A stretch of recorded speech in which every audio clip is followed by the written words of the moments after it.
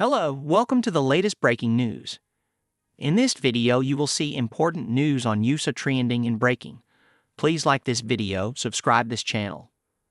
Alexandra Daddario on her beauty routine, pregnancy, and witches. Peter Phillips has always loved to draw.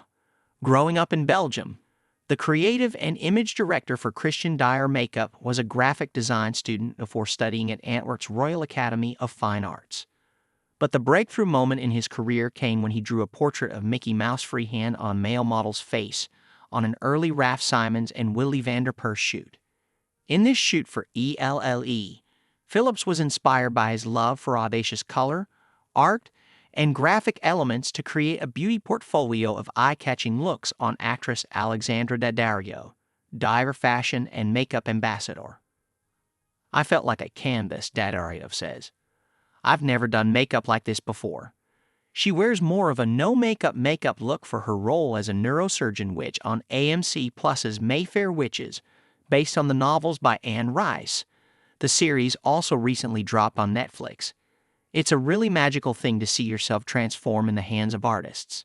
Below, ELLE talked to Daddario about coming into her power as a witch, her go-to makeup routine, and her self-care pregnancy rituals.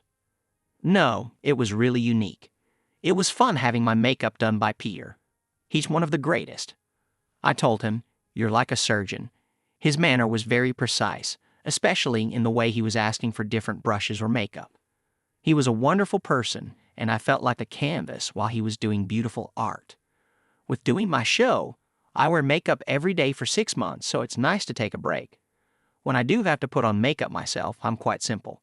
I don't do a ton. Mascara, eyeshadow, and a little eyeliner. I've gotten very into filling my brows out and using a little blush.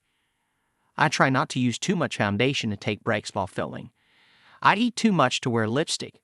It's always coming off, and I have to worry about it. I'm constantly thinking about the baby. That's the only really exhausting and new part. Did I eat enough iron today? Did I stretch my hips enough for childbirth? Did I take my choline pill?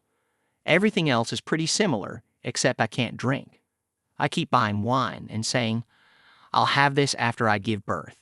There's a lot of great wine in my wine fridge. I feel the same way about it, except I wear my husband's jeans now. I view food and exercise as medicine even more strongly than I did before. Health and happiness feels beautiful to me. I was confused about morning sickness. Why would being pregnant necessitate making a woman so sick she couldn't keep food down? It didn't make sense to me, evolutionarily or otherwise.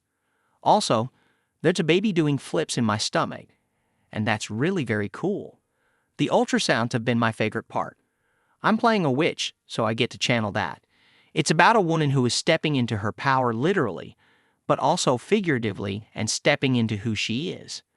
This is a character that's constantly growing up, even in her 30s, and a lot of the clothes and makeup reflect that as the season goes on. We also get to do a transformation in some of the later episodes. I remember watching Sabrina the Teenage Witch. As a young woman, there's also this sense of wanting to tap into magic and figure out what your power is. Obviously, it doesn't become literal powers, but I think that you're able to see all the magic in the world from using your imagination.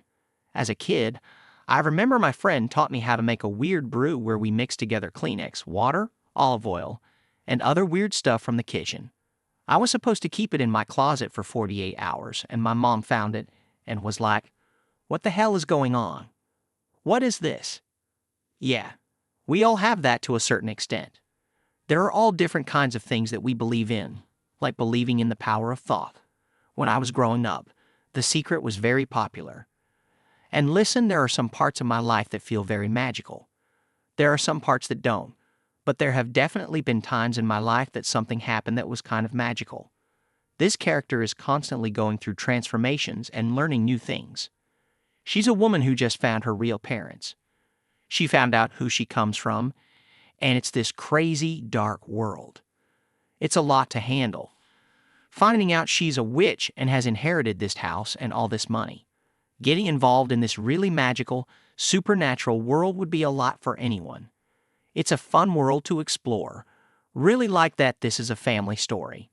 In some of the greatest stories, even in Greek mythology, it's all just dysfunctional families and relationships. This is something that's been going on since the beginning of time. A lot of people have dysfunctional families or families which are functional in a dysfunctional way.